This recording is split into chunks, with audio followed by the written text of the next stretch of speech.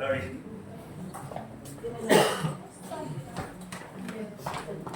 Tinatanong ko kasi si RJ, yung church ba yung yung boss nila is yung mga deacon. Yung asawa ng mga deacon. Pwede mo RJ, anong church yun? Para chismis mo sa amin. Sige ka na! Iimbestigan na, ganun, Uy, grabe sila, no? Alright, mga kapatid, let's go ahead and all stand up, please. We'll start po sa ating service with our opening prayer. So happy to see all of you this morning, mga kapatid. And sa ating opening prayer, we'll ask si Brother Dustin sa ating opening prayer. After that, si Brother RJ sa ating congregational session. Okay? Brother Dustin, please. Tayo po'y manalangin. Panginoong Diyos, maraming salamat po sa araw ito na kami po'y tipon upang kayo sambahin at ating mula sa musika. Tapos pusin po kami, Panginoon, ng iyong parang Espiritu, patawarin kami sa aming pagkulang, pagkamasala sa inyo. At pagpalaan niyo rin ang aming mga pag-aalay na aming bibigay sa inyo para po sa ikalalagyan ng inyong sambahan sa inyo at sa inyong gawain. Maraming salamat po sa bawat isang narito. Naway lahat po kami ito mula sa isita mula sa Pastor Panginoon at pinagkalagyan po sa amin. Pusin po siya ng mga Espiritu na maitulog po sa aming Panginoon. Maraming salamat po sa araw na ito sa ngalan ni Jesus. Amen. Let's open our songbooks po on page 409. Okay po tayo ng may kagalakan, amen? Page 409, the fight is on. Fight po to sumawit na malakas, amen? The fight is on, page 409. On the first verse, all together now. The fight is on, the trumpet sound is ringing out. The cry to arms is heard afar and near. The Lord of hosts is marching on to victory. The triumph of the Christ will soon appear. The fight is on, O Christian soldier, and face to face with steeds stern array. With armor gleaming and colors streaming, the right and wrong engaged today. The fight is on, but be not weary. Be strong in it, His might hold fast. If God before us, His banner o'er us, we'll sing the victor's song at last. The fight is on, arouse your soldiers brave and true. Jehovah leads, and victory will assure. Go battle on, the armor God has given you, and in His strength, eternal future. The fight is on, O Christian soldier, face to face is stern array. With armor gleaming and colors streaming, the right and wrong engaged today. The fight is on, but be not weary. Be strong in it, His might hold fast. If God before us, His banner o'er us,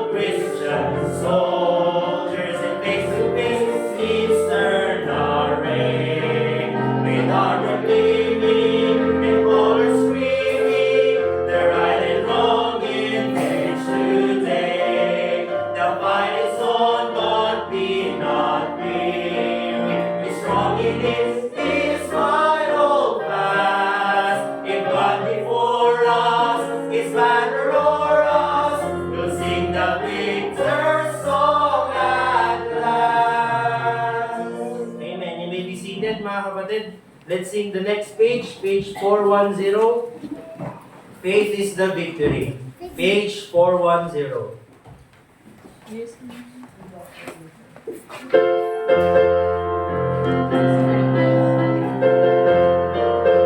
On the first verse, all together now. And out along the hills of light, ye Christian soldiers rise, and press the battle ere the night shall veil the glowing skies. Against the foe in veils below, let all our strength be hurled. Faith is the victory we know, that overcomes the world. Faith is the victory, faith is the victory. Oh, glorious victory that overcomes the world.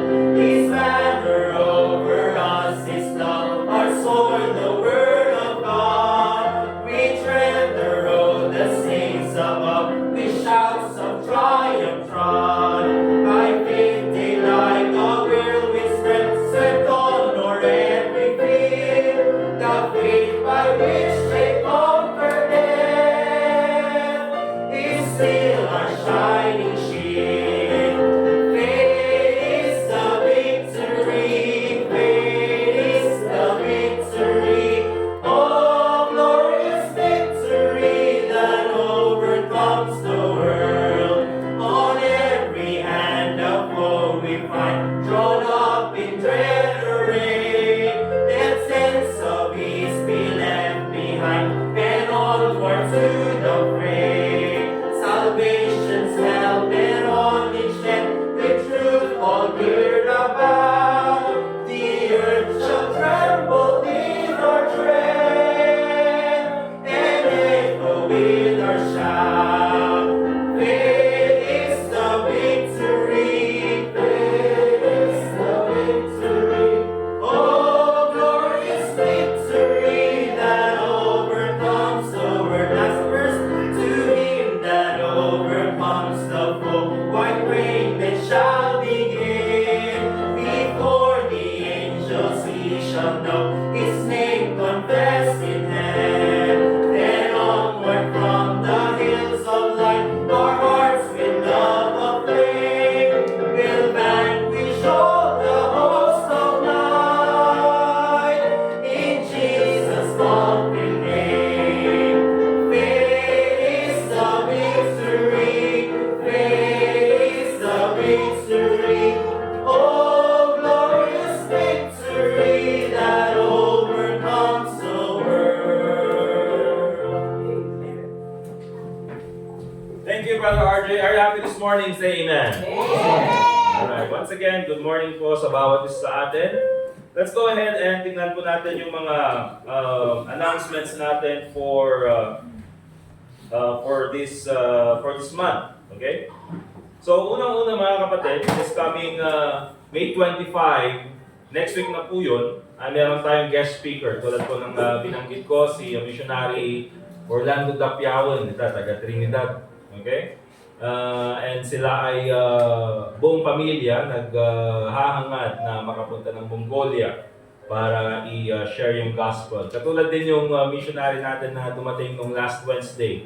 Okay, si missionary Pokopia na papunta ng Congo. So, sila po mga kapatid will be coming this Sunday. He will preach to us in the morning. Kaya po, ang gagawin natin, we are going to prepare of course some groceries para sa kanya. Yung sinabi ko mga kapatid, ngayon ko na lang week na ibibigay para minsanan na kukunin natin next Sunday bago natin bigay sa kanila. Kuha na lang ng basket, ilalagay doon sa likod tapos doon natin ilagay. So nandun, ilalagay ko yung mga canned goods, okay? Kunin natin mga kapatid, yung mga healthy huwag na yung pansit canton. Kasi ko na aming conference nga papananda, puro pansit canton. Kaya bago sila pumunta ng Vision Field, meron na silang sakit sa bato. Puro pansit canton, okay? Kaya yun, kunin natin yung mga, at least yung mga the best. Okay? Huwag kayong pupunta doon sa stock nyo. Ito yung tadali dyan, expire. Wag, bigay niyo naman yung kakabili lang. Okay? So yun, mga bread, lahat na ilagay na lang natin sa list. Okay? Also, since dito sila mag-preach, mag-prepare din tayo ng food kahit para sa kanila lang. So later on, kung sinong gusto mag-volunteer na mag-prepare ng food sa kanila, or kung wala naman, we will assign kung sinong pwedeng bumili or mag-prepare ng food kahit para doon sa kanilang family. So 4 lang naman sila. Alright? Dalawang babae yung anak niya. Alright? Yun lang po. Also yung gifts, we'll talk about that later on para sa mga bata. But also this coming August 3, ano yung event natin sa August 3? Any guess? August 3.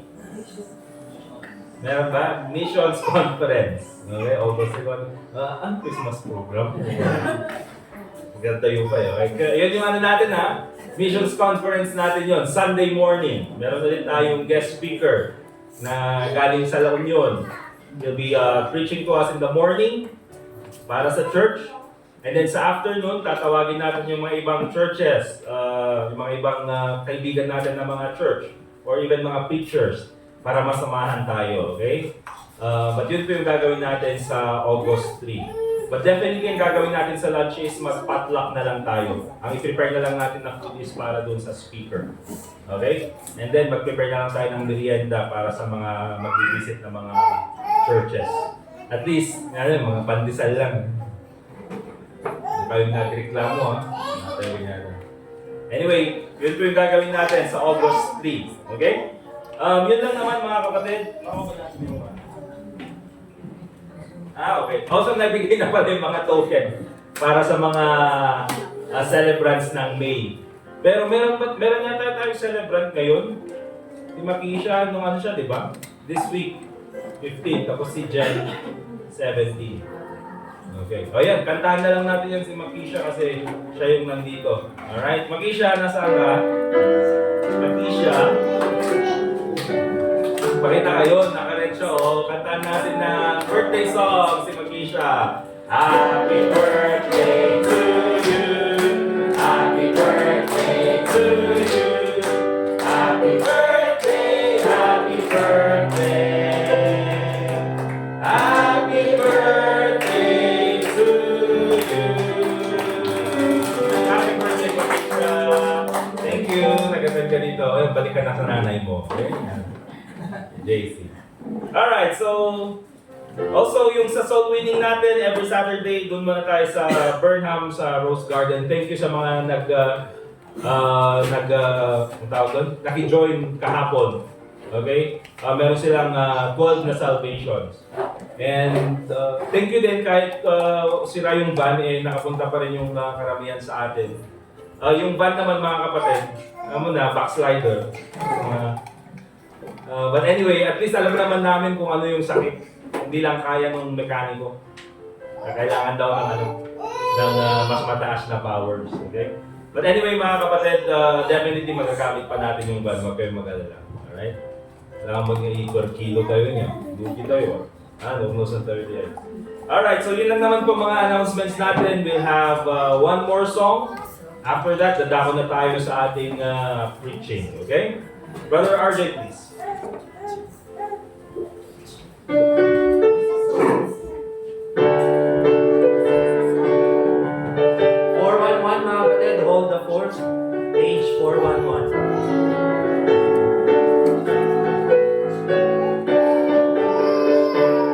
On the first verse, all together now. Oh, my comrades, see the signal waving in the sky. Reinforcements now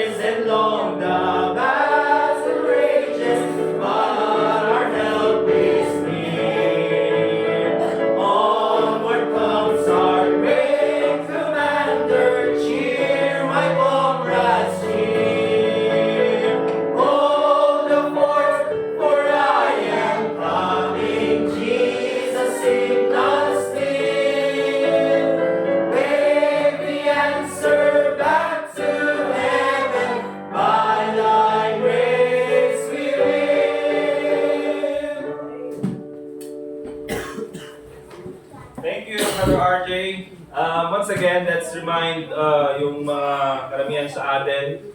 Make sure na invite natin yung mga, kasi ang daming bakante, usually daming bakante itong mga to.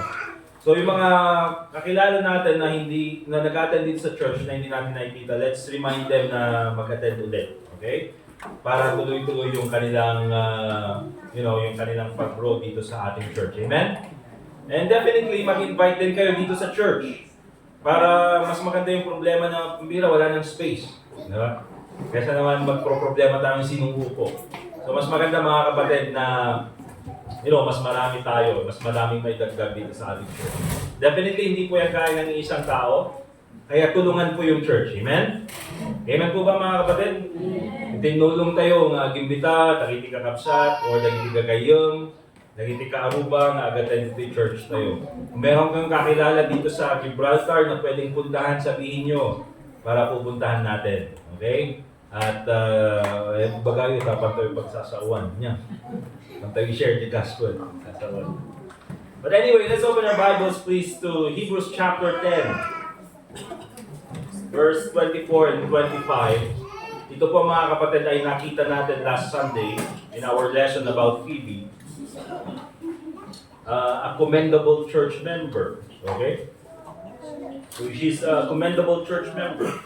But this time mga kapatid, as we'll read Hebrews chapter 10 verse 24 and 25, still ang topic natin is about church. Hebrews chapter 10 verse 24 and 25, ang sabi ng Bible, and let us consider one another to provoke unto love and to good works, not forsaking the assembling of ourselves together as the manner of some is, but exhorting one another, and so much the more as ye see the day approaching. Now, I mentioned last Sunday, mga kapatid, that this verse, or these verses, do not only talk about church attendance. But actually, mga kapatid, itong dalawang verse na ito, it talks about church involvement. Okay? Kaya ang topic po natin this morning, mga kapatid, is church involvement is a privilege. Church involvement is a privilege. Pribilehyo po na tayo ay magkaroon ng part dito sa ating church na pwede tayong ma-involve sa gawain ng isang church. Okay? Let us pray. Dear God, Heavenly Father, once again, we thank you for this time binigay niyo sa amin that we can learn more about your word. Salamat po, Panginoon, sa mensahe namin napakinggan about meekness a while ago sa Sunday School. Thank you, Lord, sa presensya ng bawat isa at nandito ang handang makinig ng iyong salita, Panginoon. We pray, Lord, once again na ang banal na Espiritu po siya ang magbigay sa amin ng karunungan. Nang sa ganun po ay maintindihan namin ang iyong salita. Siya rin po sana, Panginoon, magbigay sa akin ng katalinuhan at the utterance, dear Lord, nang sa ganun ay may paliwanag ko at may pahayag ko ng maayos ang iyong mga salita, Panginoon. And I pray, Lord, na ibigyan po kami, lahat kami, Panginoon, ng mapakumbabang puso. Nang sa ganun po ay ma-absorb namin ang mga prinsipyong dapat namin gamitin sa aming pang-araw-araw na buhay bilang Kristiyano. Panginoon, Lord, help us be more involved in the church. Alam po namin, Panginoon, that there are many members sa aming church. They're doing their best. But I pray, Lord, na ikaw po sana magpatuloy na mag-remind sa amin na ang ginagawa namin para sa inyo ay hindi po kabigatan, hindi po burden, but it is a privilege na binigay niyo sa amin. So, Lord, I pray that you will help us be reminded of these principles again this morning. And also pray in the Lord Jesus Christ. Amen. Alright, so church involvement is a privilege. And I don't know, mga kapatid, but dumating na ba sa, sa buhay nyo minsan, o since kayo ay naligtas, or since kayo ay naging part ng church na ito, dumating na ba yung panahon na minsan you are already taking the church for granted? Yung na parang minsan, naisip mo na lang, ay pambira, pupunta na naman sa church. Ay pambira, kailangan namang gawin ito para sa church. Na kumbaga minsan ay parang nagiging kabigatan na sa atin yung mga ministry sa church or yung pag-involve sa atin sa loob ng church. Akala natin tuloy, minsan nagiging problema pa yung church. Akala natin minsan nagiging sagabal pa yung church. Kasi sabi natin minsan, dami-dami ko na ng problema sa personal kong buhay, may dadagdag pa yung church. Okay? Or ang dami kong kailangan gawin na schedule, pero kapila, sumasagabal ba itong church na ito? So minsan mga kapatid, dumarating sa point sa buhay natin bilang Kristiyano na minsan ganun yung pakiramdam natin. Let me tell you mga kapatid na yung ganyang pakiramdam ay hindi po naaayon sa salita ng Diyos. Okay? Kailangan po natin i-remember, huwag kalimutan, na ang ministry po, ang pagiging part ng ating church, pagiging member dito sa ating iglesia, kung saan tayo kabilang, ay isang pribilehyo na binigay ng Panginoon sa atin. Amen? Remember mga kapatid, kaya nga po, mula pa nung last Wednesday, meron tayong missionary. This coming Sunday, meron na naman tayong missionary. You know, the reason why mga kapatid, kailangan nilang pumunta sa ibang lugar at mag-start ng church, mag-share ng gospel, magsimula ng gawain. Huhugutin nila yung buhay nila dito sa Baguio, dito sa Pilipinas, na kung saan marami silang kakilala, marami silang kaibigan, kapamilya. Pupunta sila sa ibang lugar na wala silang kakilala. Hindi nila alam yung salita, hindi nila alam yung kultura. Pero nandun sila, mag-share ng gospel, magsisimula ng church. You know why mga kapatid? Because yung mga tao doon, wala silang pribilehyo na maging kabilang sa isang church. At kung meron mang church, mga kapatid, yun pa yung masamang klase ng church.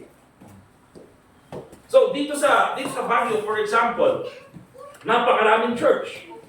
Well, 37 churches. I remember, noong 2018, bago tayo nag-start, tinignan ko karamihan ng mga churches dito sa Baguio. Ang nabilang ko mga kapatid is 38. Kasama na dyan, tulad ng sabi ko, yung Baptist-Costal. Diba? Baptist-Costal, Ijay, San Luis. Ay, San Luis. San Vicente, kung ako yung sa pababa. Ako ganun lang. Diba? San Vicente, Baptist sila, yung doctrine nila Baptist, pero yung worship daw nila is Pentecostal. Kaya pag nagsa-service sila, nagkatakbuhan silang ganyan. Pag nagkakantahan sila, oh, the Lord! Nagtitindaray na nga kastakapsa. Sila pa yung may holy laughter. Ano yun? Holy laughter daw. Diba? So, kung kumatay ko, holy laughter ito yung mga nasa liban nga ito. Okay? So, sometimes we take the church for granted, mga kapatid. Dahil minsan sa dami ng church dito sa Baguio City, sa dami ng Baptist church. Okay? But remember, saan ka mang church kabilang, you should never take the church for granted. You know why? Christ did not take it for granted. Okay? So what does church involvement mean? Since pinag-usapan natin yung church involvement, ano ba yung ibig sabihin nito? Dito sa text na binasa natin, mga kapatid, tulad ng sinabi ko, ito yung magiging focus natin. Pero bilang background lang, para makita natin yung intent ng writer, nung sinulat niya yung Book of Hebrews, kailangan po natin makita, mga kapatid, na itong Hebrews ay isinulat ng writer para sa mga Kristiyano who are under persecution. Okay? Hindi lang under persecution, but under poverty. Okay? So, dahil sa kanilang pananampalataya bilang Kristiyano, sila ay tinatanggal sa trabaho, or ayaw papasukin sa trabaho, or ayaw tangkilikin yung kanilang negosyo. Kaya marami pong Kristiyano sa panahon na ito, mga kapatid, naghihirap. They are under persecution, they are under poverty, and of course, they are under a lot of problems. Bakit, mga kapatid? Kailangan po natin maintindihan, mga kapatid, na nung panahon na isinulat itong Book of Hebrews, ay hindi po legal ang pagiging Kristiyano. Kailangan nilang mag-meet underground, literally underground, mga kapatid, sa mga kuweba, or sa mga bahay at nagkukunwari na meron silang ibang ginagawa para lang magkaroon sila ng time para makapag-worship sa Panginoon. At kaya po sa panahon na ito, dito sa time ng Hebrews, marami pong mga Kristiyano bumabalik doon sa Judaism. Okay? Bumabalik sila doon sa dating pananampalataya. Bakit? At least doon sa dating pananampalataya, walang persecution. At least doon sa dating pananampalataya, walang problema. At least doon sa dating pananampalataya, tanggap kami doon sa aming society. Okay? So, ganun po yung ginagawa nila. Kaya yung writer ng Hebrews, anong sinabi niya? Doon sa simula pa lang, pinakita niya na the Lord Jesus Christ is superior than the old faith. The Lord Jesus Christ is superior than the angels. Pinapakita niya na ang pagiging Kristiyano ay mas mabuti pa kaysa sa dati mong buhay. Remember this, mga kapatid. Pag meron po yung time na naisip mo na buti pa nung hindi ako Kristiyano, ang saya-saya ng buhay, hindi po yan tamang kaisipan. Bakit?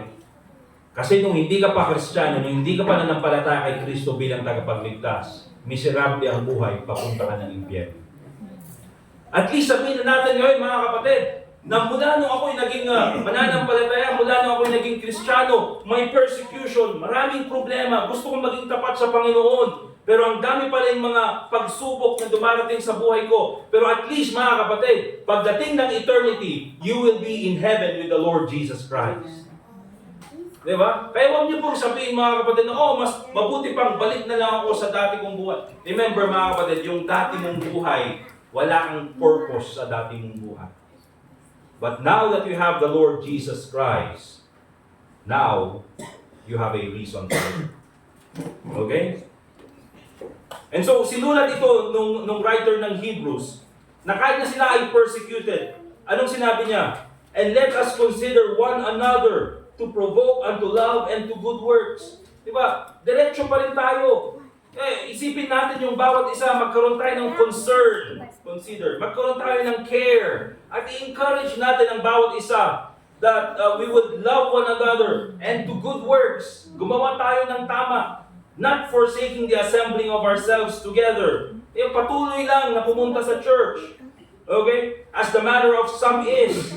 Kasi marami na sa atin ang hindi pumupunta. Sabi niya gano'n, but exhorting one another. And so much the more as ye see the day approaching. Kaya ang sinasabi dito ng Hebrews, mga kapatid, is that patuloy lang na maging involved sa church despite the persecution and the problems. Amen?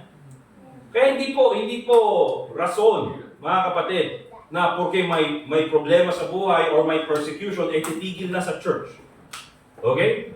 Hindi po, mga kapatid. That is not a reason. That is not an excuse. Alright? Dapat maging involved pa rin tayo sa church. So, what do we mean when we say church involvement? Unang-una, nandyan po yung regular attendance, not forsaking the assembling of ourselves together.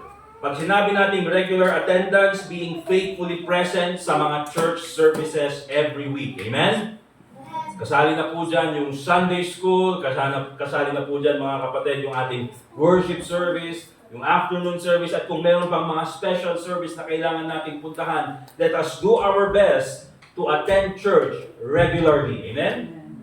Yun po yung ibig sabihin nun. As the manner of some is not forsaking the assembling of ourselves together. Kaya kung meron po tayong mga event, meron po tayong mga meeting, make sure that you come to church.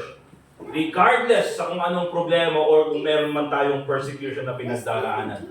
The best place na pwede mong puntahan ay still the church of the Lord Jesus Christ. Okay? Pero hindi lang po yan yung ibig sabihin ng church involvement.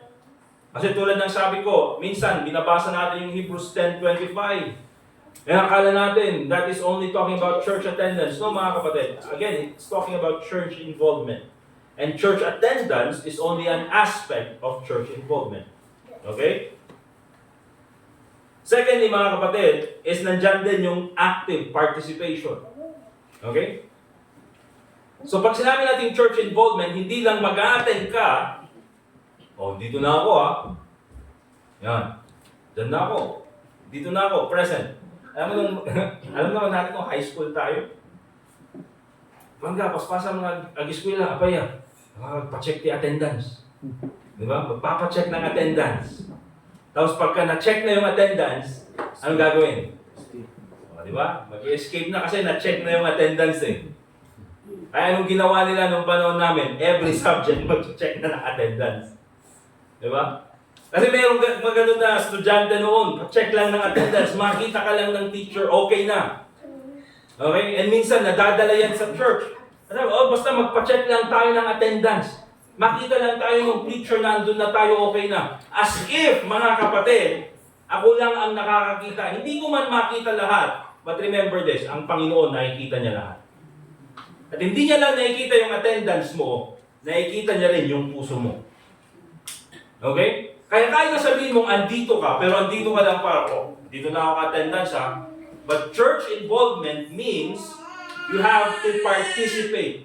Active participation sa mga ginagawa natin dito sa church. Kaya ang sabi dyan, to provoke unto love and to good works. Okay? Dapat maging encouragement tayo sa bawat isa. Okay? Maging example. Provoke unto love. Hindi lang maging example, but to push others to love one another and to do good works. Active participation. Ibig sabihin, hindi ka lang magiging observer. Nandito ka lang para ino-observe yung mangyari. Okay? But you are engaged in the ministries. Take part doon sa ating singing. Amen? Pag sinabing kantahan, kanta tayo lahat. You don't know the song, sundan mo yung song. Mas matututunan mo yan. Okay? Pag sinabing, ganitong gagawin natin, you participate doon sa activity. Doon sa kainan. Pambira, ayaw rin po ang kainan.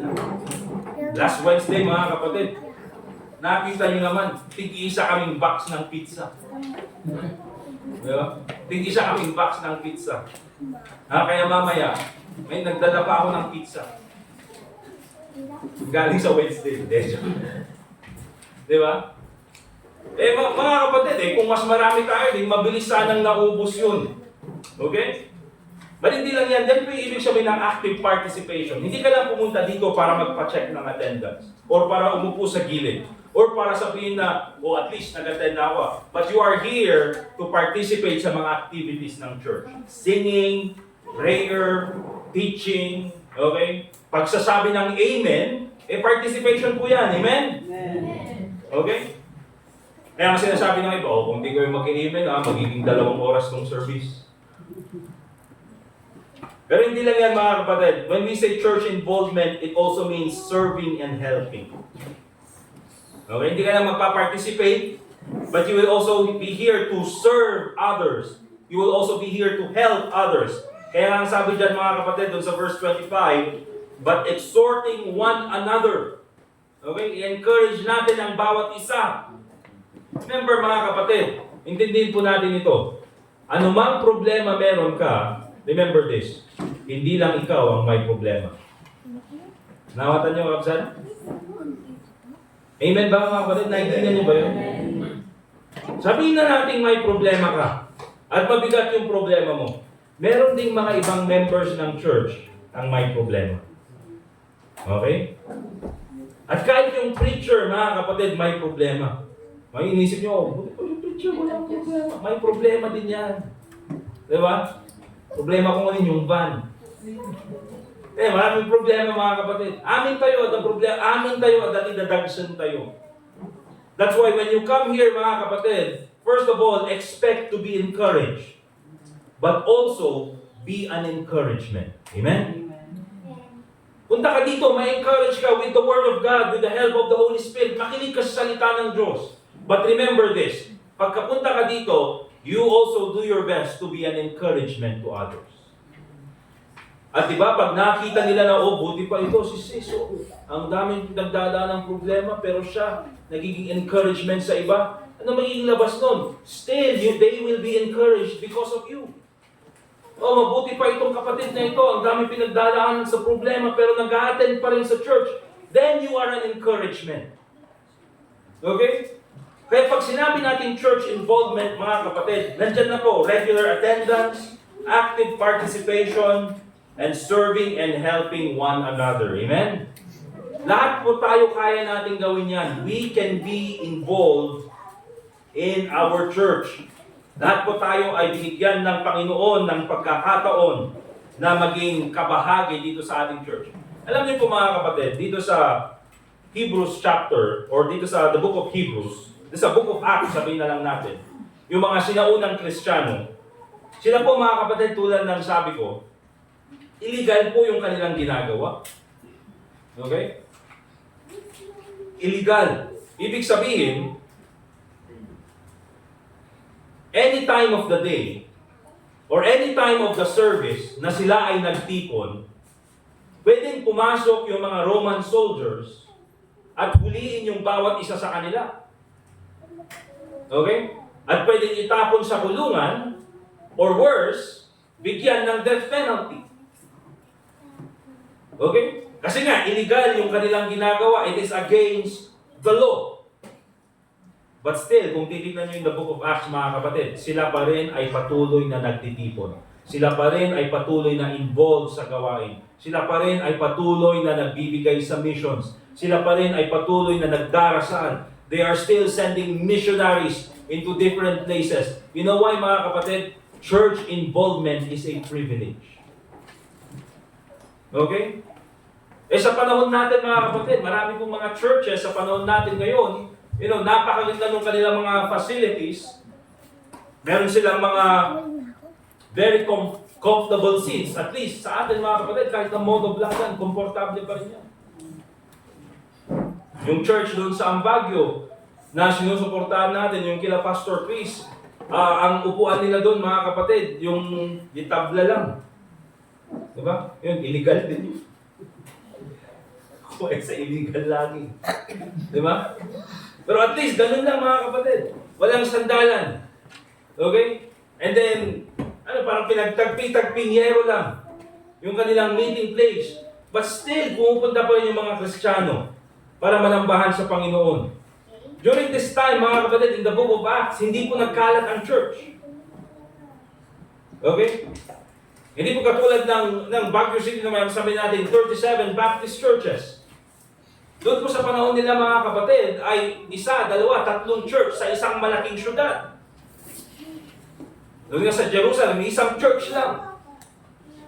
But still, mga kapatid, kahit na malayo pinanggagalingan throughout the city, pumupunta pa rin sila, mga kapatid. You know why? Because church involvement is a privilege. Yun po yung mindset na meron sa kanila, mga kapatid, na minsan wala sa atin. Or minsan nakalimutan natin. Why? Because we have taken the church for granted. Bayang day the church, tamot ng next Sunday. Di ba?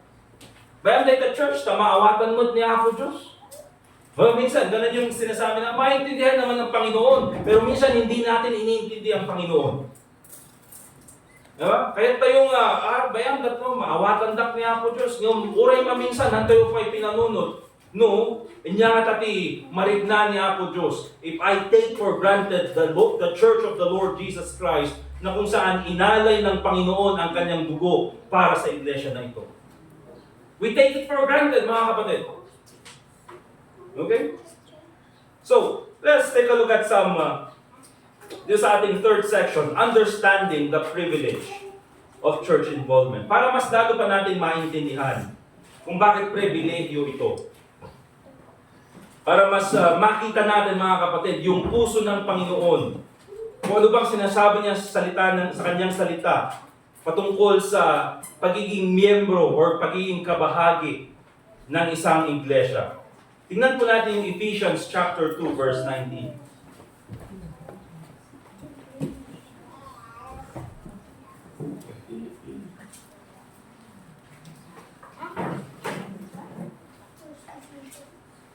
Ephesians chapter 2 and verse 19. Ganito natin yung sinasabi ng salita ng Diyos. Ito, napakaganda, mga kapatid. Ephesians chapter 2 and verse 19. The Bible says, "Now therefore, ye are no more strangers and foreigners." O remember this, mga kapatid, na tayo mga members ng church. Hindi na tayo iba sa isa't isa. Antayon nga, yun stranger dito ka, ano? Pwede yung stranger dito ka? Estranghero, magagaling nyo, pambira. Di na tayo estranghero. Extranghero. Sabsabali. Antayon nga sabsabali.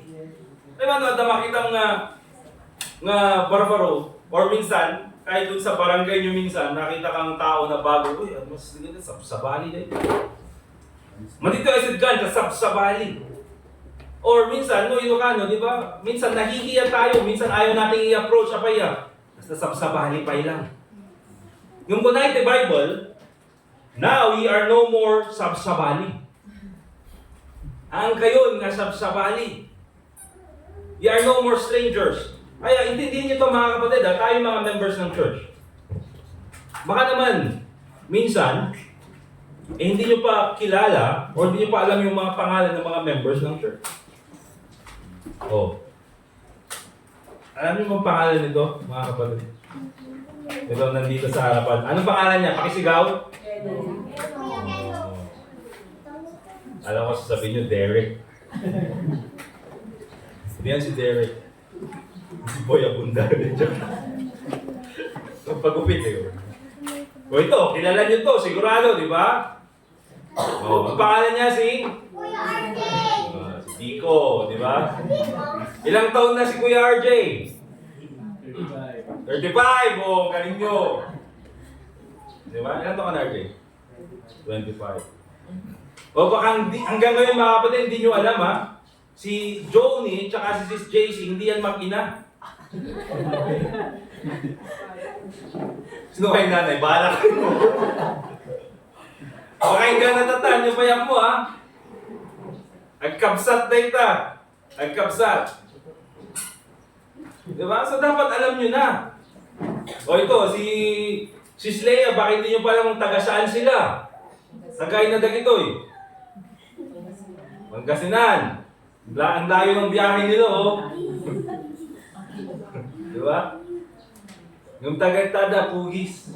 Yun daw, maraming Pugi. Pugis daw. Diba? So dapat mga kapatid, at least kilala natin yung mga kasama natin dito sa loob ng church. Kasi we are no more strangers. Literally mga kapatid. Okay, dapat awan kinyata yung di sabsabalihan nga kayo ng sabon nga awanan na tibagbain nyo. At alam ta Diyo, magbayin ka mo, katatao lang ta dito kasasaw. Kumahan ka Diyo sabsabali nga awkward, aloof. Alam niyo yung ganun mga kapatid?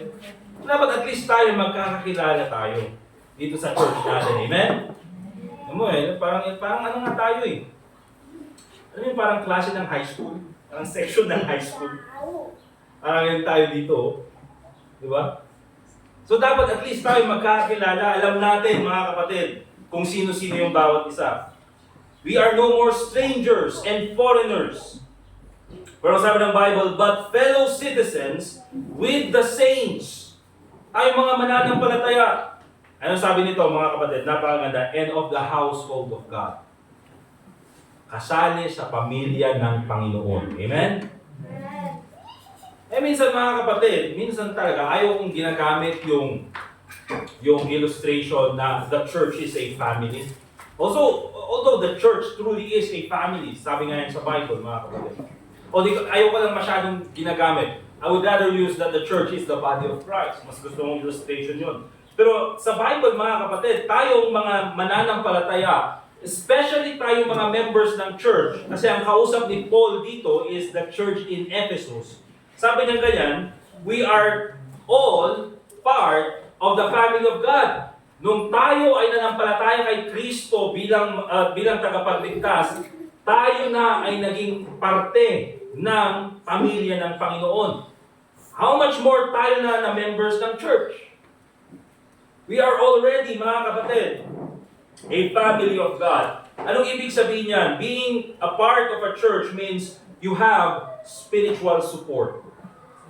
Bakit? Because you have the family of God in you. Kaya pag may problema mga kapatid, may pagsubok, kailangan ng advice, walang ibang magandang puntahan kundi yung church. You know why? Kasi sa church, ang ibibigay sa yung advice galing sa salita ng Diyos. Minsan, pag pupunta ka sa ibang tao, kaibigan, kamag-anak, minsan na hindi rooted sa salita ng Diyos, alam mong advice na ibibigay sa iyo, opinion. At minsan yung opinion, yun pa yung opinion na taliwas sa salita ng Diyos. Nag-away kayong mag-asawa, sasabihin, maghiwalay na kayo, hiwalay mo na yan. Diba? Instead na ayusin. Diba? Nagkaroon ka ng problema spiritually, iwan mo na yan, iwan mo na yung church na yan. Diba? Meron kang problema with your parents, anong sasabihin? Mag-inom na lang tayo. Diba? Para makalimutan yung problema na yan. Minsan mga kapatid, kapag meron tayo, kailangan natin ng advice, kailangan natin ng spiritual guidance, wala po tayong ibang pupuntahan kundi ang church. Because this is your spiritual family. Amen? Spiritual support, encouragement, yan po yung makikita natin dito sa loob ng church. Parang, kung titignan nyo, di ba? Since tayo na ay naging kabilang sa pamilya ng Panginoon, tayo na ay naging kabilang sa family of God, di ba parang kakaiba kung ikaw ay part ng family tapos hindi ka sasabay sa kainan? Di ba? Pagka for example, kainan sa bahay, ano sasabihin nung ano? O kain na tayo, almusal na, sabay-sabay kakain. Or pag lunch, o sabay-sabay nakakain. Dapat andun lahat.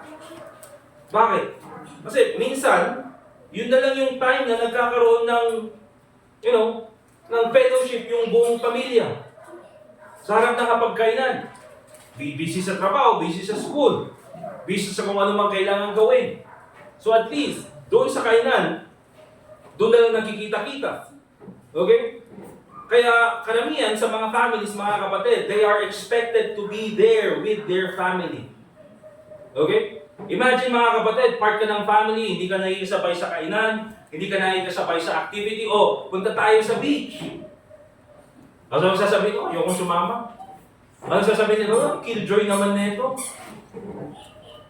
Part ka naman ng family, ba't di ka sumama? O for example, kasama ka sa family, mga kapatid, pero hindi ka rin sumasali sa mga gawaing bahay. Diba? So pag sinabi natin part of the family, mga kapatid, we are part of the family of God, we have to be involved also with the family of God. Amen? Dapat andyan din tayo sa times na may encouragement, sa times na may problema, sa times na may activity, sa times na relax, sa times na outing, sa times na may problema ang church. We should always be there with our church family. Amen? That is church involvement. Also mga kapatid, para mas maintindihan natin na pribileyo ang pagiging involved sa church, we also need to understand that it is a privilege to serve Christ together. Tignan niyo po yung 1 Corinthians chapter 3 verse 9. 1 Corinthians chapter 3 and verse 9.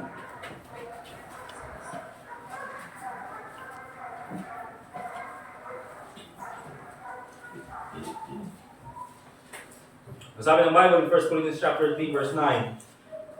Babasahin ko lang yung isang maliit na part. For we are laborers together with God. We are, tayo, ay kamanggagawa kasama natin ng Panginoon. Ngayon mga kapatid, napakaganda niyan para sa akin. Buti na lang hindi niya sinabi, for I am a laborer of God. Which is true also sa part ni Paul, he is a laborer of God. At hindi niya sinabi na you alone is a laborer of God, are a laborer of God. Okay? Because mga kapatid, ang gawain ng Panginoon ay hindi ko kayang gawin ng isang tao. At lalong-lalo na ang gawain ng Panginoon ay hindi lang nakasalalay sa isang tao. Remember that. That's why it's a privilege to serve Christ together. Buti na lang may mga kasama tayo sa gawain. Imagine mga kapatid kung ako lang, for example. Ako na ang magre-repair sa van. Ako mang magre-prepare ng service. Ako pang magre-prepare ng sermon. Ako magre-prepare dito. Ako mag-preach. Ako pang magsusongli. Ako pang magpapiano. Ako pang makikinig sa sarili ko. Di ba?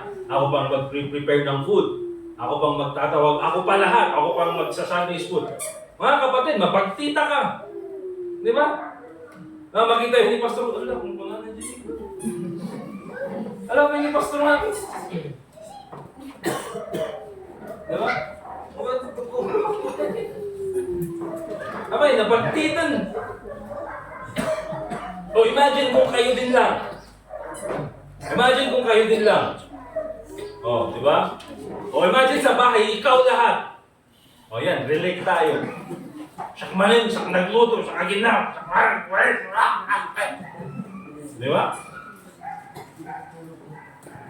O yan, nakarelate tayo. Ang hirap din. Makapapagtid ang agpaiso, mauma ka man. But praise God, nung kinuha tayong kamanggagawa ng Panginoon, hindi niya sinabing hindi ka nag-iisa. We are laborers with God. May kasama ka.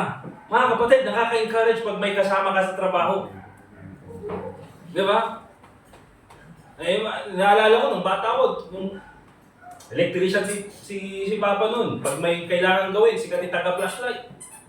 Flashlight ang. Flashlight. Ang tama, ayaw mo yung flashlight. Flashlight ang! Flashlight ang magpaiso. Di ba? Yun lang ginagawa mo. Pero paano ka makakapagtrabaho sa madilim? Di ba? So minsan talaga, kailangan may kasama. Mahirap po magtrabaho na ikaw lang nag-iisa. Kahit po sa secular. I don't think na merong trabaho na ikaw lang gumagawa. Kahit na ikaw lang gumagawa, pero meron ka pa rin team na kasama. Kahit na ikaw, for example, web developer ka, mag-isa mo, meron ka pa rin IT support. Pag nagkamali or pag may kailangan support, meron pa rin tumutulong sa'yo. Di ba? Ganun din po sa gawain ng Panginoon, mga kapatid. It is a privilege to serve Christ together. Maganda po ang gawain, maganda ang takbo ng gawain if every member ay involved. Nakita nila, uy, may kailangan ayusin nun. Ako na po. Uy, may kailangan i-prepare. O, ako na po. Kailangan ng grocery. O, ako na dito. O, kailangan dito. Siya akong dito eh. Siya akong dito mulong. Why? Because you are involved. And ang tingin mo is hindi problema. Uy, daman ng missionary. No, it's a privilege. Privilege yung tumulong. Okay? Also, understanding the privilege of church involvement. Let's go to Colossians chapter 3, verse 16.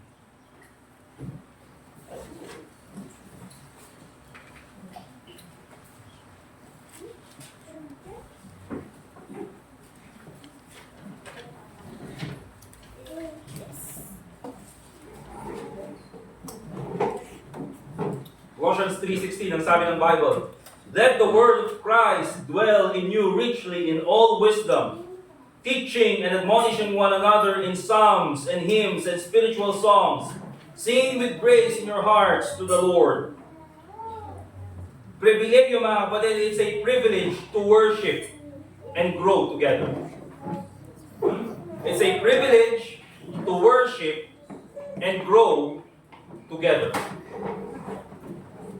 Kung titignan po natin, mga kapatid, yung binanggit dyan sa Colossians chapter 3, verse 16, minsan akala lang natin is yung pag-grow or spiritual growth natin is doon lang sa preaching ng salita ng Diyos.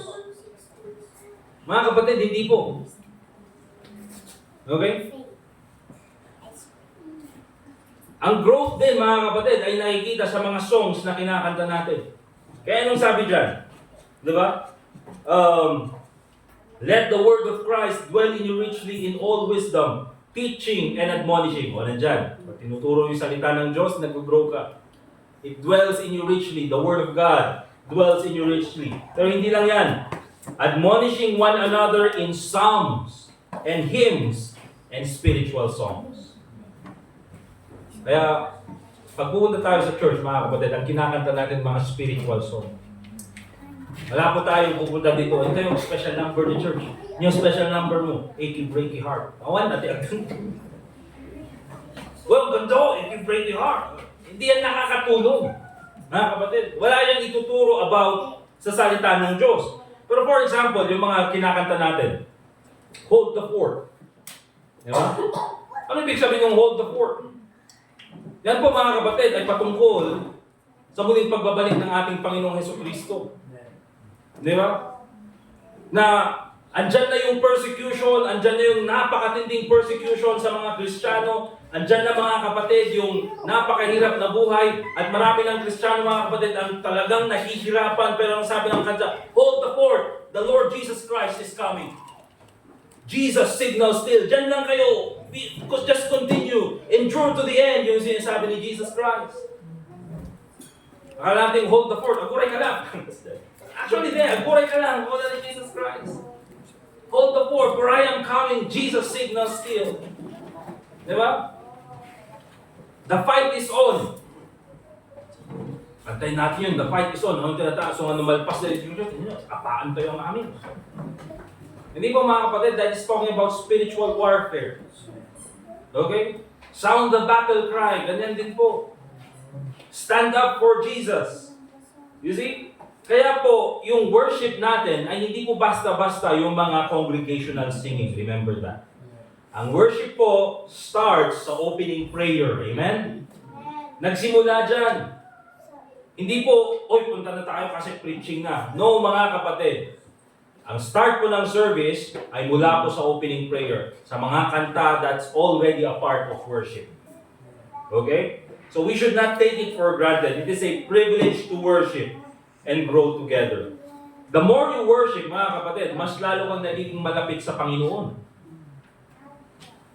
Di ba? Imagine, ganito. Punta ka sa bahay, for example lang, gawin mo lang. Gawin mo kaya, hindi. Huwag na lang. Pero pakinggan mo. Di ba? Makinig ka ng mga rap song, rock song.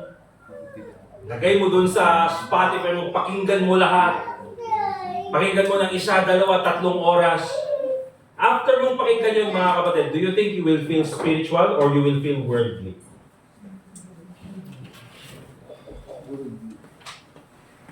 Of course, mga kapatid, ang magiging pakiramdam mo is worldly, malayo sa Panginoon. Bakit? Pinuno mo yung isip mo ng garbage. Pinuno mo yung isip mo ng mga bagay na against sa salita ng Diyos. But if you listen, mga kapatid, sa mga spiritual songs, sa mga hymnals, sa mga psalms, if you listen to them and then you sing them, later on, you feel mo na mas malapit ka sa Panginoon. That's the effect of songs, mga kapatid. Kaya when you are discouraged, huwag kang makikinig ng mga worldly songs. Okay, kumaro na ikaritnam. Broken-hearted ka, tapos makikinig ka pa ng Moira, awanan na. Isang sangit ka. Diba? Pero kung broken-hearted ka, mga kapatid, anong dapat mong pakinggan? Okay, magandang pang-kontra yung nahimgal. Diba? Okay, maganda. Come and dine. Yan. Broken-hearted ka, antayin mo, come and dine. Antayin yung mangan. Kung ano na kasi. Hindi, kahit ka na lang. But that's the thing, mga kapatid. Kaya po, ang worship, mga kapatid, importante po yan. You must be here, worshiping the Lord Jesus Christ together with your family. Amen? Parang ano po kasi yan, mga kapatid. Ayun palaging ginagamit na illustration. Isa lang mo yung mga uling. Di ba? Pag pinagsama-sama mo sila, sinilihan mo sila, lahat sila magbabaga. Tuloy-tuloy yung baga. Okay? Kasi magkakasama sila. Aging nalis lang ay tipudot. Okay? But, tanggalin mo yung isang uling, ilagay mo sa gilid, and then later on, yung uling na yan, mamamatay yung kanyang Sophie. Can you behave, please? Tanggalin mo yung baga na yan, mga kapatid. Anong mangyayari? Mamamatay. Bakit? Because you separated it from the coals. Ganun din po ang buhay natin bilang mananampalataya, mga kapatid. When you isolate yourself, mas lalong mawawala yung baga mo para sa Panginoon. Ay yung baga. Yung init mo para sa Panginoon, ganun na lang. Baga. Lang.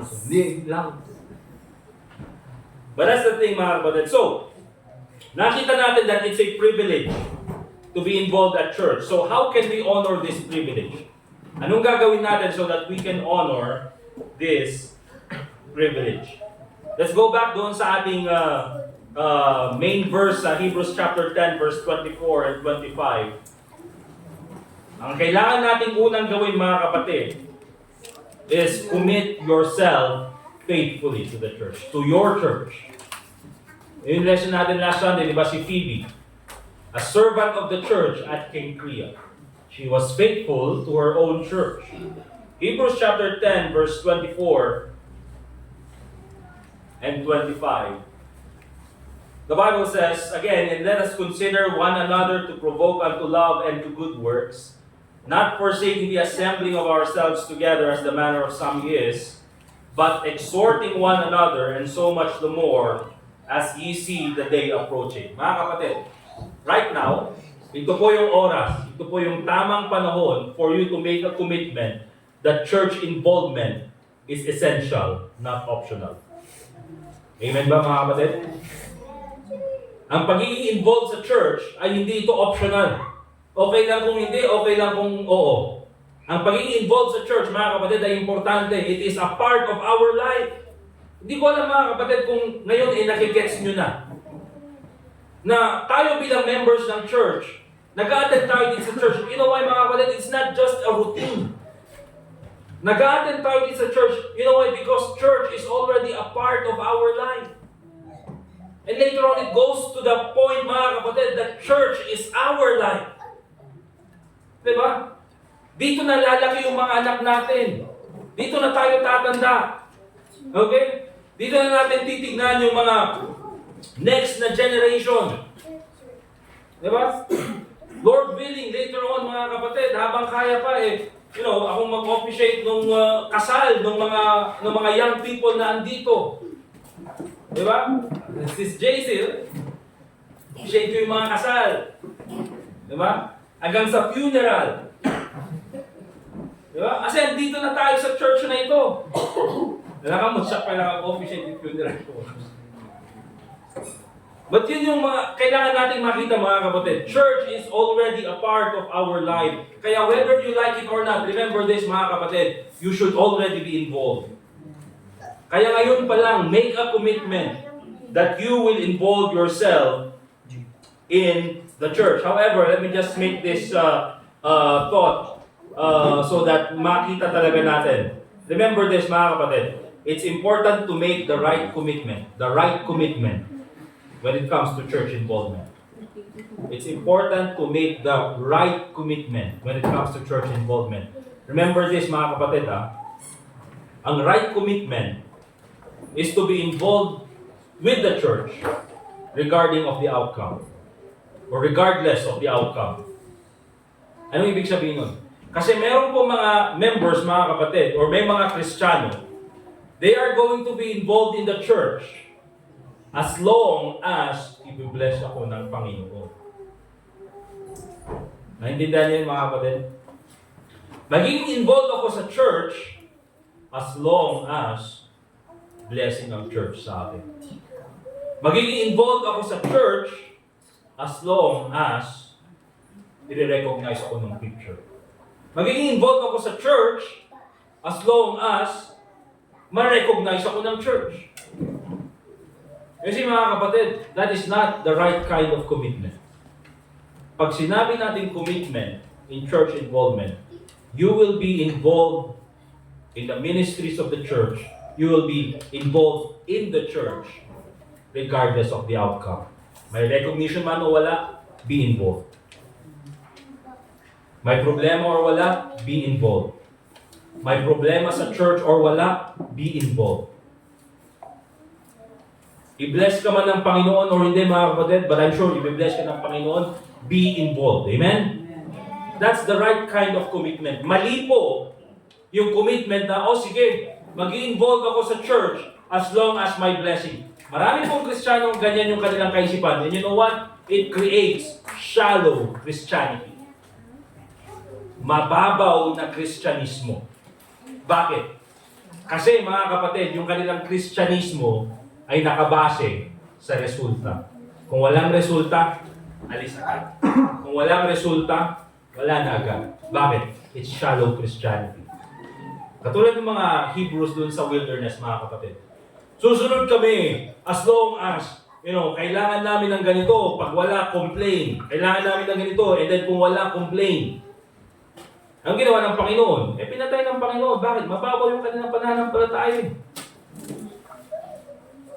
And maraming Kristiyano sa panahon natin ngayon, they are living under the pretense of shallow Christianity. Sabi nila, Kristiyano sila. Pag dumating yung problema, mga kapatid, alis agad sa church. That's shallow Christianity. mababaw na pananampalataya. How can we honor this privilege? Kasi alam na nga natin that it's a privilege to be involved in the church. Church involvement is a privilege. Unang-una, commit yourself faithfully. Make the right commitment. Amen?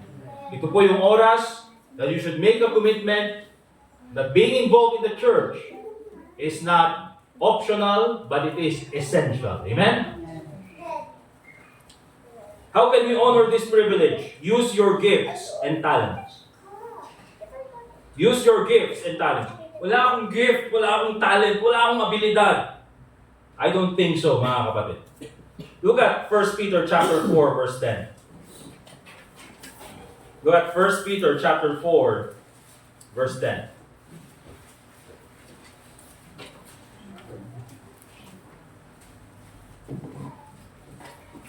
First Peter chapter 4, verse 10. Anong sabi ng Bible?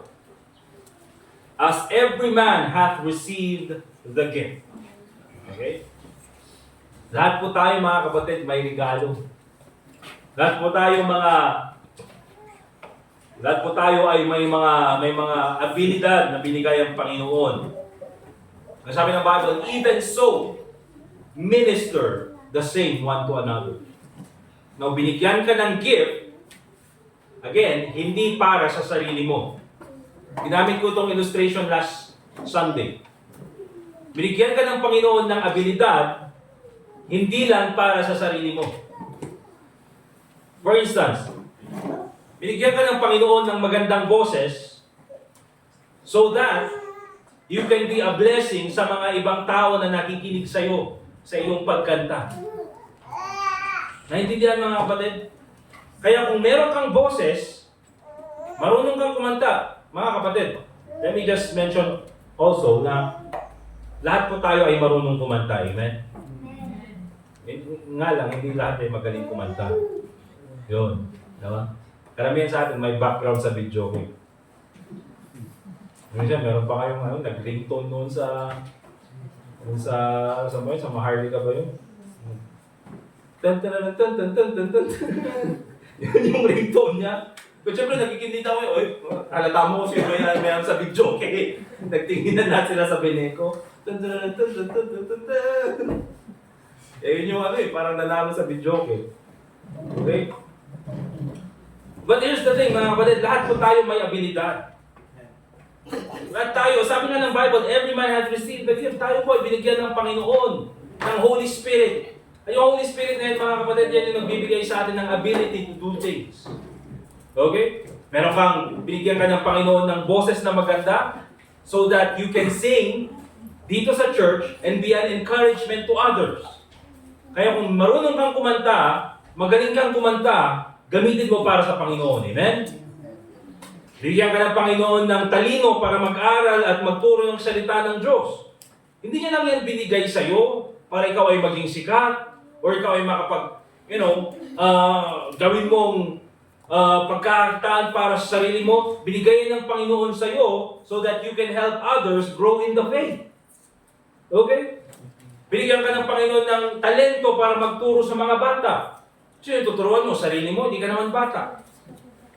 So, sino tuturuan mo? Yung mga bata, of course. And it is for their growth, para sa kanilang kapakanan, para sa kanilang spiritual growth. Inikata ka niya po Diyos, tilayin nga agluto. Gamitin mo para sa Panginoon. Diba? Lutuin mo lahat ng pwedeng lutuin dito sa church.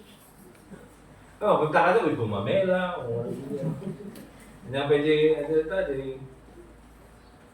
ano yun yung ginagawa natin, bala noon ng straw? Lantana, lantana. Bahala ka, manigas na mamangluto. Sayuti, uy, pusa. Kita mo. Marunong kang magluto, gamitin mo para sa Panginoon. Sarap naman, ano yan? Meow. Diba?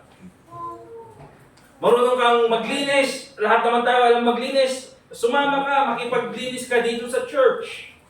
Diba? O mga agripper. Nung ka, agripper ka itilugan. O dahil di cellphone. O yun na, cellphone. Repair lang tayo ang amin. Diba? Lahat mga kapatid, lahat po tayo pwedeng may iambag sa church. Amen? Kaya wala pong rason na sasabihin natin, wala kasi akong talento. Wala kasi akong abilidad. Lahat tayo meron pong talento. And let me just tell you mga kapatid. Let me just tell you. When it comes to the church, talent was never a question. Dito sa church natin, ang daming talentado.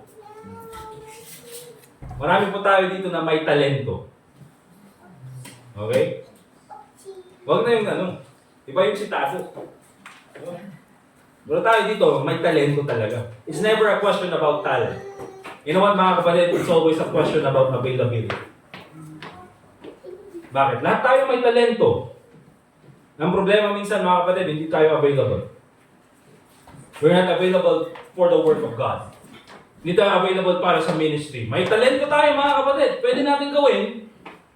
Pero minsan hindi tayo available. So, that's always the question when it comes to the church. So let me give you this phrase and binabanggit ito mula pa noon sa amin.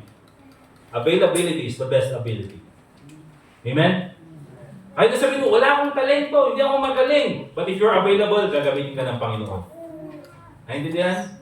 Kasi kahit na galing-galing ng tao, napakaraming talento, napakaraming abilidad, pero hindi mo na mahagilap kung kailangan niya, may pakausap. Diba?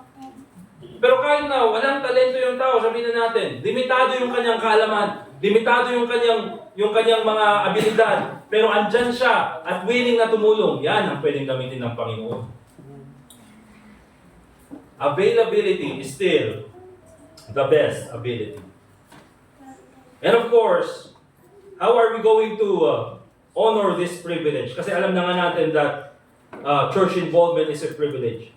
Let's go to 1 Peter chapter 1 verse 22. Ito pong theme natin for the year. 1 Peter chapter 1 verse 22.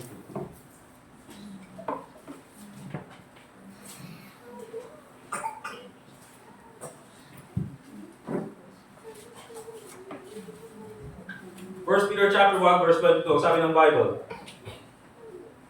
seeing ye have purified your souls in obeying the truth, through the Spirit unto unfeigned love of the brethren. Yung pag-ibig na walang paglilinlang. Tunay na pag-ibig, sincere. See that ye love one another with a pure heart, fervently.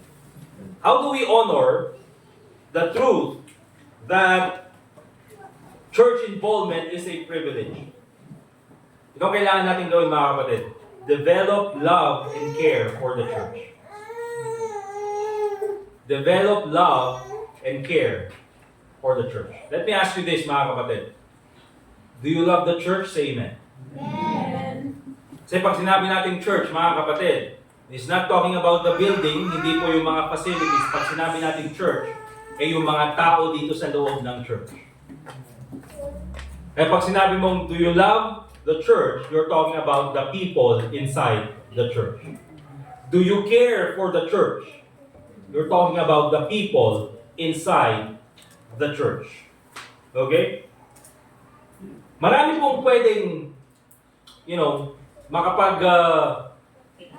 pahina, probably, or pwedeng makasira sa isang iglesia, tulad ng false doctrine, tulad ng persecution. Pwedeng mag-struggle ang church pag dumadaan sa mga ganyang mga, instances.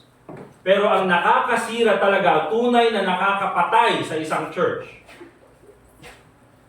is kapag ang mga miyembro sa loob ng church ay walang pag-ibig at walang pakialam sa bawat isa. Apathy. Di ba? Wala ka nang pakialam sa church. Baybayam dahil ang church, na niya mapasama kita. Baybayam isuda, sudalatan. Pag ganyan po yung naging isip natin mga kapatid, delikado po yan. Yan po ang pwedeng sumira or pwedeng pumatay sa isang church. Pag yung pastor wala nang pakialam sa mga miyembro, baybayam na kita, bumbulbuong na kita. At dati kasi nga pastor, wala po. Pastor, nakita ni Jim miyembro, baybayam na kita, bumbulbuong na kita. Hindi ay talaga dito, baybayam, bumbulbuong ka ron. Diba? Pag sinabi natin care, mga kapatid, nandyan po yung salitang concern. Amen? Yung concern ka. Alam mo yung parang, hindi ka nakapag-attend sa church, Kasi may sakit ka, for example, or may kailangan puntahan, yung mga yun, mga understandable. Alam mo, di ba? Na anong tawag nun? Nahihilo ka na nga dahil sa high blood. Church ka! Pag mamatay ka sa church, mamatay ka sa church! Huwag naman ganun mo. Di ba? Pero hindi talaga kaya, okay lang. Di ba? Pero alam mo yung, hindi ka nakapag-attend sa church dahil sa, of course, understandable na sitwasyon. And yung feeling mo is, buti na lang, di ako nakapag-attend sa church. Diba? Parang, uy, kasla nangabak ka pa eh. Kasla ikaw pa yung, oh, wow, ako, di nakapag-attend ng church. Wala nang concern. Pero, ano kayo yung naging tactic sa church? Diba? Wala, paano kayo yung Sunday school doon sa mga bata? Wala, paano kaya yung, yung may concern, mga kapatid? Nandiyan din yung salitang worry. Pag sinabi mong care. Wala na nang mangyayari sa church pag ganito. Wala na nang mangyayari sa church sa kinabukasan ng church.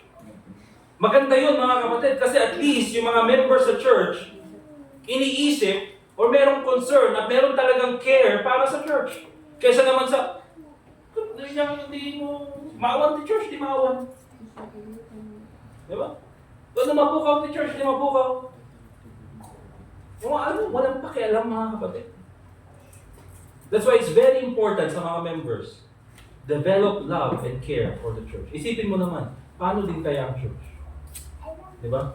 Kapag sinabing church, mga kapatid, yung mga members sa loob ng church. Paano kaya si brother? Paano kaya si sis? Paano kaya yung mga bata sa church? Diba? When you care about something, mga kapatid, kaya sinasabi natin you have to develop care and love because when you care about something, you will get involved. Tama ba? Katulad for example katulad for example nung si Sister Angel nung nagsimula siyang manligaw sa akin. Di ba?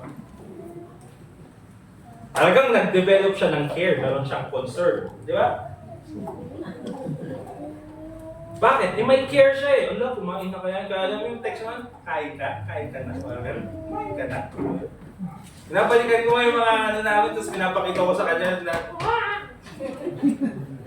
kumain ka na, tulog ka na. Siyempre, alok na ng madaling araw, tulog na. Di ba? Kasi may concern. Kahit na hindi kailangan yung tulong, mga kapatid, present ka kasi may concern ka. Kahit na malayo, for example, si Brother RJ. Di ba? Ano yung girlfriend mo? Nasa Pasig. Di ba? Ang layo, mga kapatid. Baguio to Pasig, pero pupunta. Ginawa in love eh. At alam nyo yan, kasi alam nyo kung paano ma-in love. Nasubukan nyo yan. Di ba? Ang sarap ng ngiti ni Sister May. Bakit? Kasi ganun yung taong in love. Pag yung tao may pag-ibig sa isang bagay, he will get himself involved. If you love the church, if you care about the church, you will get yourself involved. May problema ba? Anong kailangan gawin? Anong kailangan tulong? Because you care about the church. Amen? Ganun po. And of course, lastly, express gratitude regularly. Ipagpasalamat po natin ang church. Amen? Kung minsan akala natin we are taking the church for granted, we have to express gratitude sa Panginoon. Thank God, mga kapatid, na meron tayong kalayaan at meron tayong pribilehyo na pwede tayong mag-gather at i-worship ang ating Panginoong Hesukristo. Thank God, mga kapatid, na meron tayong mga preacher, meron tayong mga Sunday school teachers, song leaders, mga members sa church na handang magsilbi, handang magluto, handang maglinis, handang ibigay yung kung anong meron sila nang sa ganoon ay magpatuloy yung gawain ng Panginoon. Thank God for that. Thank God we have a church. Remember this, mga kapatid, normal po na meron tayong makitang imperfection sa loob ng church. Normal yan. Sa preacher pa lang, imperfection na. Di ba? Kahit sa mga members, mga kapatid, there are imperfections sa mga members. Bakit? Because we are made up of imperfect people. But remember this, kailangan pa rin natin ipagpasalamat na meron tayong church. Okay? Minsan mga kapatid, ito, I will use yung example ng van. Kasi ginagamit ko na yung 110% ng utak ko. Pero alam ko na yung problema. And minsan mga kapatid, pagkira, naayos ko na to, tapos ito na naman yung problema. Diba? At sigurado, pag inaayos ko to, ito na naman yung magiging problema. And minsan dumarating sa point, mga kapatid, na tinitignan mo yung mga problema, and then parang, minsan naisip ko na doon sa kasama natin nagpa-park doon sa Piburgos, hindi natin swap ta. Swap ta na lang. Swap ta. Ano ba? Palpasumon na ito yung mga problema. Swap ta. Tapos nakita ko naman yung isa. Jeep. Jeep naman yung dala niya. Yung isa, L300 na medyo bulok-bulok. O sabi ko, swap ta. At least, dito, corporate. Ito yung ano. And parang, habang sinasabi ko yung mga kapatid, inisip ko. Habang, pinakausap ko yung brand. May problema mo, Brad. Habang kailangan natin gawin. Pero habang, nandun ako, titignan ko yung brand. You know what, mga kapatid? At one point, pinag-pray natin itong brand na to. Pinag-pray ko to. At one point, nag-invest ang church dito. Ginastusan ng church. Diba? Naalala ko nung pinuntahan namin ni Brother Jason yung van sa San Fernando. Brother Jason? Pampanga. San Fernando, Pampanga. May nasulubong namin, ang dami nila namin. Alam ko mga kidnapper lang. Dadalawa lang kami ni Brother Jason. So pag sinakay kami sa van, wala kaming laban. Diba? Pero buti na lang, pastor pala ng Jesus Miracle Crusade. Blines ko na yung van na yan. Huwag sana, sinabi. Pero ganun mga kapatid, at one point, hiningi natin sa Panginoon. Hiningi ko sa Panginoon. At one point, ginastusan. At one point, nag-invest ang church. And at one point, mga kapatid, naging kapaki-pakinabang sa church. Amen? Naging beneficial sa church. You know what, mga kapatid? Because of those things, hindi ko isuswap yung van. Ayusin ko na lang. Bakit, mga kapatid? Blessing yan eh.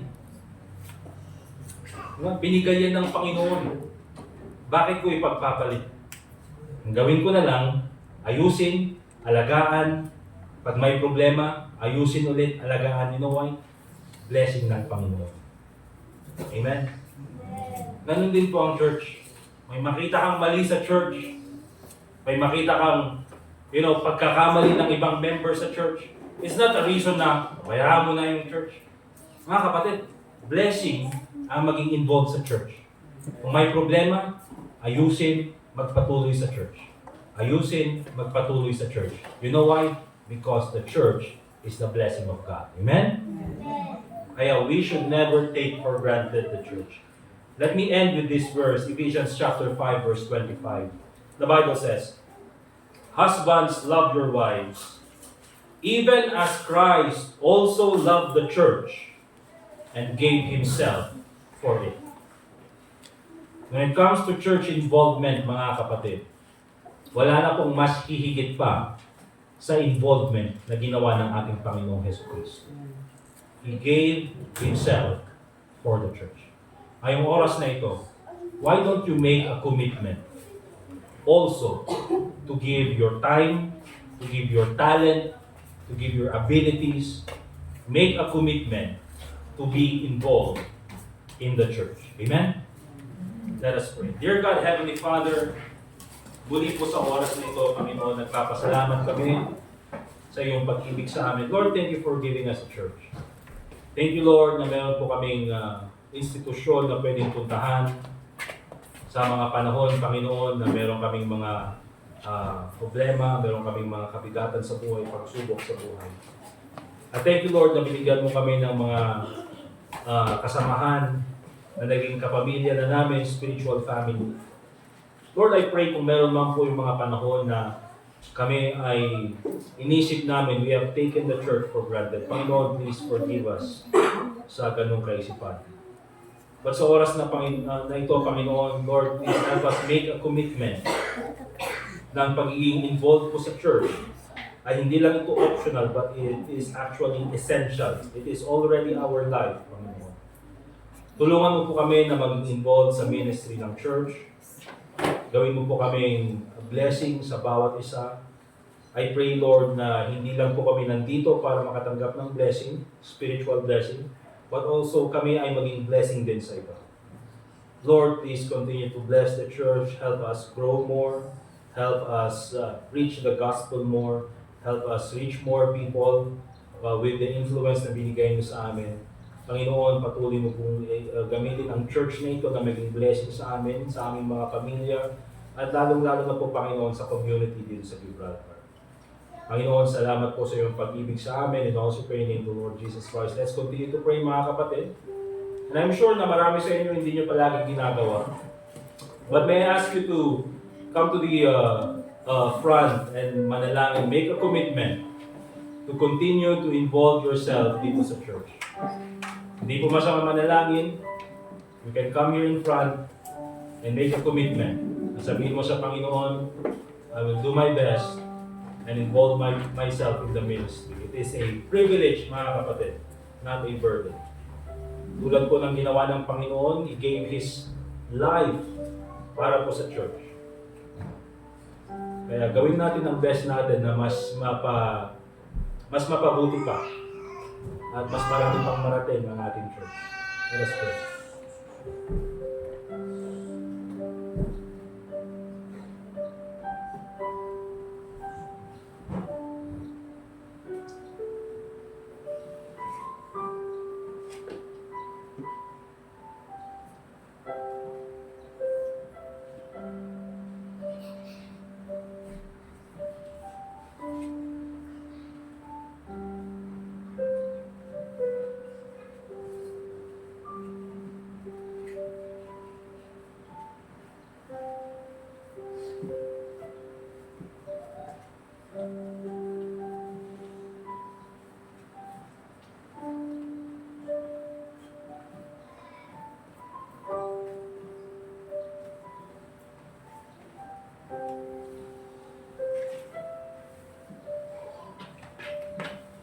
Dear God, Heavenly Father, we thank you so much for this church. Lord, thank you for the time na we can pray. Panginoon, tulungan mo po kaming i-fulfill ang mga commitment na binitiwan po namin. Tulungan mo po kami, Panginoon, na gawin ang aming best para po kami maging blessing sa church nito. And I pray, Lord, na ikaw po sanang mag-bless sa bawat sa amin, Panginoon. Especially the spiritual blessings na kailangan po mabaka sa amin. Panginoon, please continue to bless our church as we continue to serve you together. Lord, I thank you so much personally because you have given us many fellow laborers dito po sa church namin. Salamat po, Panginoon, that many of us are involved in the ministry. But I know, Panginoon, that we can do more for one another. Lord, help us with the best of our ability. Lahat po ng aming kayang gawin ay sa pamagitan lamang po ng iyong kapangyarihan at iyong banal na Espiritu. Kaya I pray that you will fill us with your Holy Spirit as we continue to do your work. Lord, help us love one another, help us serve one another, and help us love you more and serve you more. And also pray in the name of the Lord Jesus Christ. And all God's people say, Amen. Thank you, mga kapatid, sa inyong patuloy na pag-involve sa inyong sarili sa church natin. Ngayon naman, mga kapatid, we will go ahead and give our offerings. Kung meron pong nangangailangan dyan ng mga offering slip, yan, bibigay ni Brother RJ. Okay? But if kung wala na, mga kapatid, I will ask si Brother Kenu, si Derek, Derek. And then asan na si Biko? Hindi, si Justin na lang, Justin. Sila yung kukuha ng ating mga offering. Let's all stand up please once again, mga kapatid. We'll ask si Brother Edgar para sa ating offertory prayer.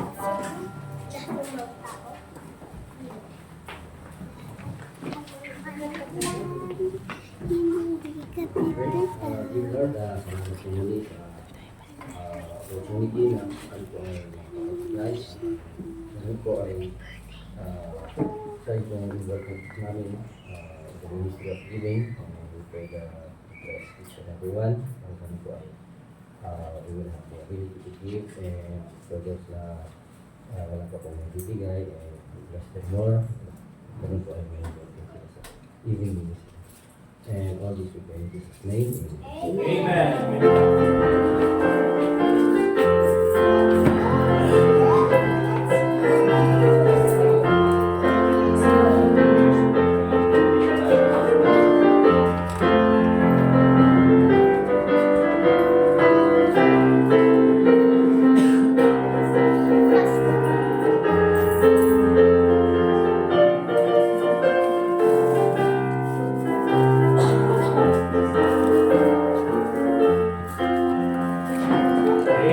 Alright, so again, ano ba? Ano yung mga binoto nyo mga kapatid? Natalo lahat ng binoto ko sa senador.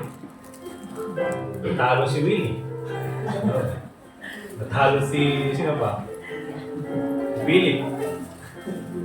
Natalo yung mga binoto ko. Hindi, joke lang. At pag-pray din natin yung ating bansa mga kapatid. Magkaisa tayong lahat. Naggagawa tayo ng party list. Ako yung first nominee. Alright, so let's go ahead and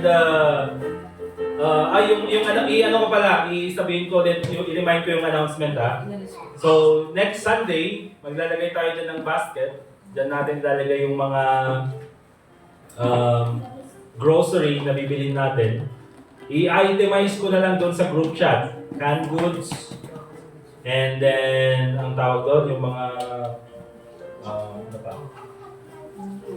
Condiments, canned goods, condiments, basta yaw ko na lang mga bigas, may 10 kilos na bigas, pwede rin doon. So ilagay nyo lang kung ano yung mga pwedeng bilhin. Gusto kong i-itemize mga kapatid kasi baka mamaya lahat tayo century 2 na. Ano yun? Nanali ko yung century 2 sugod bahay ka? Wala. Okay, so yun, i-itemize natin.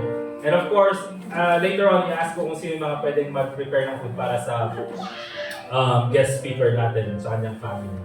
Also sa mga gift para sa mga bata. Dalawa lang naman yata yung anak. Hindi ko alam kung buntis, pero dalawa yata. Bilisan na natin habang hindi pa lumalabas yung isa. Hindi ba nagtanong dito? But yun po gagawin natin. Alright, let's go ahead and stand up please. After this, meron tayong food, may lunch, and then meron tayong afternoon service.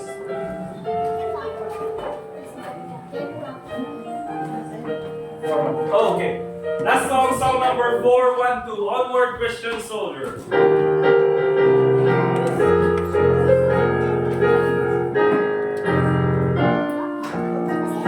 Song number 412, all together on the first stanza.